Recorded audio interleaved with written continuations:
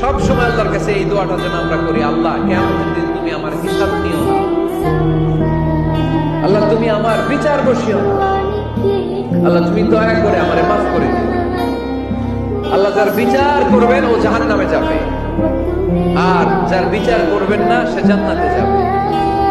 আল্লাহ যদি বিচার করে আর পাই টু পাই হিসাব নেয়, নামাজ পড়লি না কেন, রোজা রাখলি না কেন, মিথ্যা বললি কেন, খাদ্যে ভেজাল দিলি কেন, মাছে ফরমালিন দিলি কেন, যৌতুক খাইলি কেন, ঘুষ খাইলি কেন, উল্টাপাল্টা করলি কেন, জিনা করলি কেন, একটার পর একটা প্রশ্ন বানে যদি সেই ভয়ঙ্কর দিনে আল্লাহ আমাদেরকে জর্জরিত করে, আমাদের কোনো উত্তর আছে?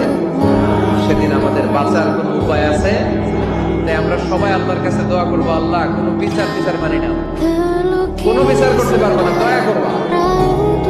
কথা কয় না, কি করবে? এবার আওয়াজ করে বলেন, বিচার চান না দয়া চান?